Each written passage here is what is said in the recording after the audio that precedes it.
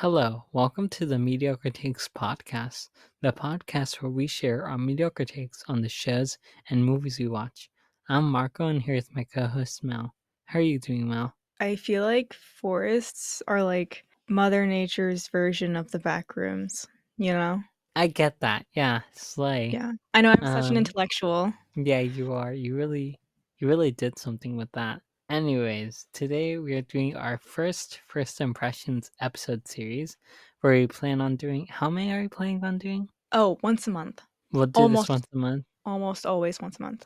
Basically, it's what it sounds like. This is our first impressions to a show that we watched, and all of these shows we have never watched before. I have found this an interesting first impressions episode. So yeah, let's just get into it. Okay, so I actually chose this one. The show that I decided that we do our first episode of First Impressions on is the adult cartoon Royal Crackers. So let's just get into episode 1. Fed up with his children, Theodore sends himself into a super coma, then later dies after hearing how much of a failure his son's marketing campaigns for his company were. After hearing his will was used as toilet paper, he comes back to life to prevent either of his kids from inheriting his company. Kinda girl boss. The only funny thing I found about this first episode was the Post Malone band joke. I only know that that was from TikTok, so I'm sorry TikTok really did something there. I'm sorry, but when I think about this show a little too hard, I realize how much I hate it. It's a really bad show in my opinion. I think my main problem is that most adult animation tries to be funny when it's honestly not, like this show, and it has also terrible animation in this cartoon, which I did not enjoy as well. The scene where Theodore falls down the stairs and it just keeps repeating and repeating and repeating, I personally just thought it was okay. It wasn't that funny in my eyes. Okay, I honestly thought that was so funny. I don't know why, but I'm such a sucker for prolonged scenes where they just reuse the same clips, especially that one scene where we see him, like, break his finger, like, it very explicitly, like, shows him just breaking his finger. That was so funny to me. Yeah, I can see why other people find this funny. It just really wasn't for me, I guess. So, I'm gonna be honest, I was expecting the worst when I chose this show, that's why I chose it, but I was pleasantly surprised after the first scene. I was expecting cringe, but for me, they did a great job at setting the vibe and, like, showing us the personality of each of the characters, and I thought it was funny. Yeah, I will admit I really do like what they did with the characters and the character dynamics. That was also really great. I remember you texted me and you're like, "Mel, why are we doing this episode? Why are we doing this show? Like, this is so bad." And I was just sitting there and I was like, "Oh no, we have two very different opinions." I've never had explosive diarrhea, but I'm gonna assume that Darby actually responded the correct way to having explosive diarrhea, breaking any glass that he saw around him. And then just, like, the fact that randomly there's 2 guys holding a pane of glass that he just runs through, something about that was so funny to me. I literally laughed out loud when I saw how they drew Dwayne The Rock Johnson, Joe Rogan, and Ninja when they were showing all the celebrities who died. First of all, the fact that they all canonically died in this show by doing the Cracker Challenge was funny. Second of all, the fact that people were talking about Ninja dying as if he were a national treasure was also so funny to me. Loser. That guy is a loser. Yeah, L7 weenie. Imagine fearing one of your kids inheriting your company so much, you literally come back to life. That truly was girl boss slay of him. Episode 2. Theo kills a ventriloquist, but Darby gets the fixer to help. Steve and Deb try hardcore drugs and have a bad trip, but Darby bails him out. Once again, a black person has to fix white people's problems. Okay, so Steve and his wife's storyline was honestly pretty boring. I really liked, I think his band's name was Tint or something like that. Let me Taint. see. Taint, right, I wrote it down. I really like his storyline a lot more. The fact that his band is called Taint is honestly like okay, I guess it's kind of funny. Honestly, the guy with the puppet deserved everything that happened to him. Like that shit was so embarrassing for the Taint guy. So yeah, he deserved to get run over because that scene was awkward as fuck.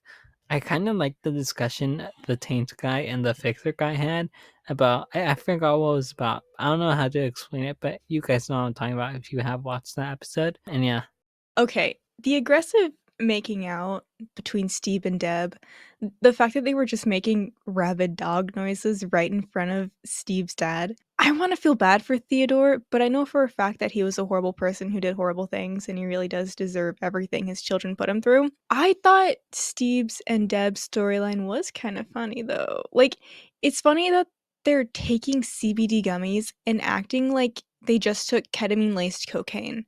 Like, it wasn't even THC. That's the funniest part. It was just CBD. Apparently, Gilbert Gottfried was the voice actor for the Fixer, which is crazy because this literally sounded like a Gilbert Gottfried sound-alike or AI. Like, it did not sound like him at all. That being said, I loved his character. He was so unhinged, and he did something that everyone wishes they could do, which is kick cops in the balls. He really was an MVP for that.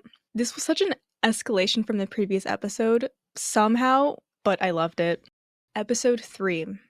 A new health inspector is in town, and the company has to convince him to give them a good grade. Steve, Deb, and Matt try to clean the factory, while the other corporate leaders try to bribe the health inspector. In the end, it's the health inspector who saves the day. speaking of escalation, this one really escalated it more. What is this show? I'm gonna be honest with you guys, this episode is so strange. The fact that the brother just gets naked and the other brother is just like sitting on him like a chicken would for their egg, that was so strange. I was like, what the hell?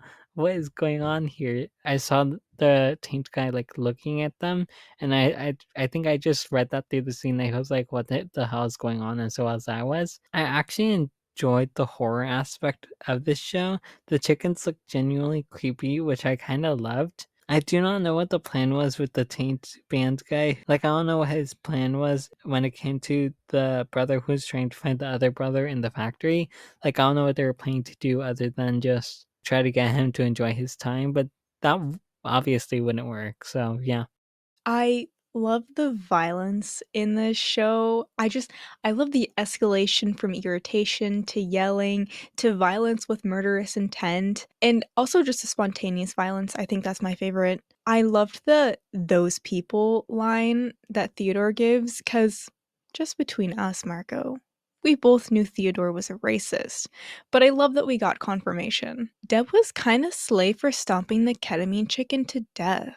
Also, I'm just gonna believe that this is what the average Tyson farm looks like. This was the grossest episode so far, especially with that last scene with the health inspector being sat on by the human chicken hybrid. And also, just like the human chicken hybrid in general, it reminded me of the failed clones from Alien Resurrection. This was, in my opinion, the weakest episode of the 3 we watched, and I'm kind of bummed that we ended on this one, because the first 2, for me, were so strong.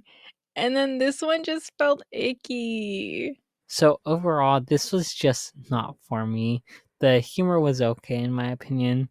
The animation was bad, but I think that was kind of the point, which is okay, I guess. I feel like most adult animation that's like on TV is bad. The only good one I've seen so far that has great animation is probably the Boondocks, which I'm not even sure counts as adult. I haven't watched that much of the Boondocks, by the way, so I could be wrong about that. It is very much adult. Okay. But yeah, this was just not for me. And the chicken episode was worse than I could have imagined. I have heard that the last 2 episodes are really good. So if now you decide to watch the show to its entirety, which I'm guessing you will, you'll probably enjoy those last 2 episodes. So, truthfully, I expected this show to be bad. That's why I chose it for our first episode. But I actually think I mixed it up with that one show that like mocks the royal family because I saw that and that also looked bad. But they all just kind of like get mixed up in my brain, honestly. The companies are basically dumping adult animation on all of their streaming platforms and it's really hard to keep up. And yeah, I thought it was gonna be bad. I wanted to start off this series with something we'd both hate, but I actually really like this show, and yeah, I do have to finish it. I think my only real issue is an issue I have with most modern cartoons, especially adult animation, which is like the characters are so stiff, yet so fluid, and that's the best way I can describe it. I'm not an animator, so I don't know the words, but it just looks weird and kinda cheap. The writing is really what carried this show for me. I thought that the interactions between all of the characters was just so funny to watch. So yeah, I will be finishing the show. I think I mentioned that in the first episode, but I also really enjoyed the character dynamics and their relationships and how they were explored throughout the series so far. So yeah. I could make a cracker joke about how I'm half white as a segue for the Mediocre Minute, but I was too lazy. So, hey guys, welcome to the Mediocre Minute. This is a tiny little micro moment where me and Marco recommend books, comics, music, games, and more for you all to check out. My recommendation is the comic True Cult by Scott Bryan Wilson and Lisa Kangas. This comic was so strange. I think the only normal, logical character in this comic was Bernice. It had such a strange plot with strange characters, but it was a fun read. There's a lot of talking though, so if that's not your thing, you probably won't like this. Marco, what's your recommendation? My recommendation is a graphic novel called Wing Bearer. This is I think, middle grade graphic novel. It's definitely aimed at children. It's about this girl named Zuli who one day shows up at this magical tree where birds go to their afterlife and get reborn to. Zuli does not know who her parents are, so it's about her solving the mystery about why birds are dying and why they won't be reborn anymore. So she goes out to like the real world, I guess, and it's about her trying to find out what's happening to the birds and what happened to one of the birds that left the tree and went to solve what happened but never came back. And while she's on the way to solve what's happening, she meets like a bunch of people. There's also this one villain who I'm not going to go into, but they're really interesting so far, and we've only got somewhat of a reveal for them in the last few pages of the graphic novel. So far, all the first graphic novel is out. I'm not sure when the second one is coming out. I'm really excited for it. And yeah, that's my recommendation. Anyways, you guys, that's our first impressions episode. If you want to send us a voice message on Spotify for podcasters, there'll be a link in the description to do so below. Also, Instagram, Twitter, and TikTok that we don't post on, which is the Take Squad. And that's everything. So, goodbye.